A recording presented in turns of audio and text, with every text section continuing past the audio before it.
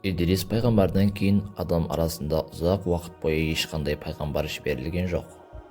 Бұл кезеңде Алланың тура жолын көрсететін ешбір елші болмады. Осы уақыт ішінде адамдар арасында Аллаға мойынсұнған ізгі адамдар өмір сүрді.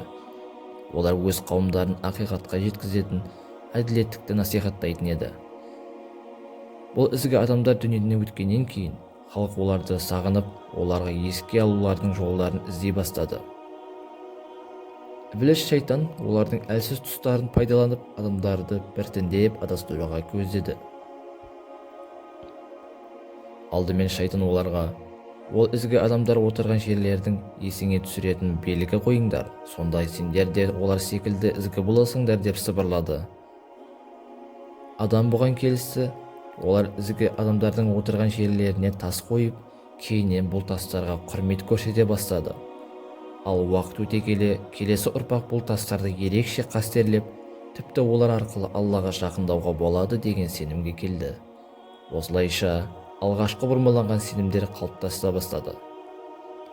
Бұл жайында Алла тағала Құранда былай дейді: өздеріңнің тәңірлеріңді тастамаңдар. Уат, Суақ, Яғуз, Юақ және Насыр деген құдайларыңнан бас тартпаңдар. Нұх сүресі 23 аят. Бұл есімдер кезінде әділ, тақуа адамдардың аттары болған. Алайда шайтан адамдарды алдап, бұл есімдерді пұтқа айналдырды. Бірнеше ғасыр өткеннен кейін жаңа ұрпақ ата-бабалары қойған тастардың маңызын ұмыта бастады. Сол кезде шайтан тағы оларға сабырлады: бұл тастар тек ескерткіш емес, олар сендерге Алланың мейірімін жақындатады деді. Адамдар шайтанның сөздеріне сеніп, сол тастарға сыйыну арқылы Аллаға жақындаймыз деп ойлады. Осылайша алғашқы пұтқа табынушылық басталды. Бұл туралы Алла тағала Құранда былай дейді: естеріңде болсын, дін тек Аллаға тән.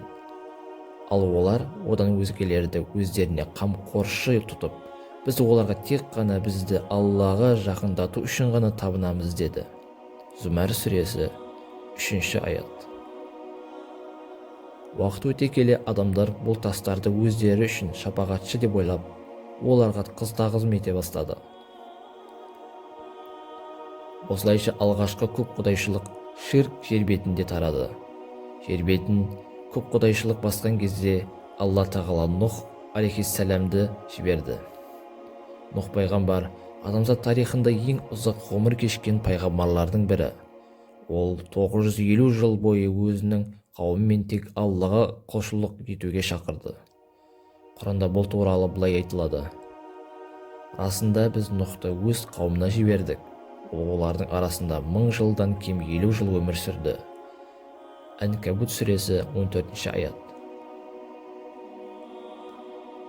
Нұх пайғамбар күндіз түні адамдарды Алланың жолына шақырды.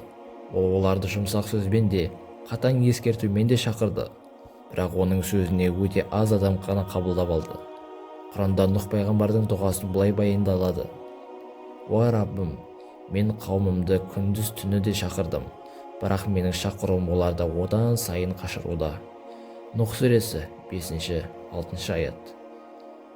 Нұх пайғамбардың шақыруына көбіне кедейлер мен әлсіздер ғана қабылдады. Ал байлар мен ақсүйектер оған қарсы көрсетті. Олар: егер сенен кейін сенетіндер тек осындай қарапайым адамдар болса, біз саған ермейміз деп менмендік танытты. Олар Нұх пайғамбарды мазақ етіп, оның сөздерін тыңдаудан бас тартты. Құранда былай айтылады: олар: сен біз секілді ғана адамсың, ең төменгі, ең қор адамдар ғана саған ереді. Біз сендердің бізден артықшылықтарыңды көріп тұрған жоқпыз, қайта сендерді өтірікші деп ойлаймыз деді. Худ сүресі 27 аят. Нұх пайғамбар бұл адамдарды қайғырып, оларға тура жол көрсетуге тырысты. Бірақ олар қасарысып, оған жала жауып, оны еліне қууға әкелетті. Нұх пайғамбар ақыры Алладан көмек сұрап дұға етті: уа Раббым, мен жеңіп қалдым, енді сен маған жәрдем ет. Қамар сүресі 10 аят. Сонда Алла тағала Нұх пайғамбарға кеме жасауды бұйырды. Көп ұзамай үлкен су топан су келіп, кәпірлерді түгелдей жойды. Бұл туралы Құранда былай айтылады: біз аспанның қақпаларын құйылған сумен аштық. Жерден қайнар көздері атқылатты. Сол кезде су алдын ала белгіленген іс үшін бір-бірімен тоғысты. Қамар сүресі 11-12 аяттар. Ал Нұх пайғамбарға ерген иманды адамдар кемені мініп аман қалды. Осылайша адамзат тарихындағы алғашқы үлкен азап келіп, көпірлік жасағанда жер бетінде жойылды.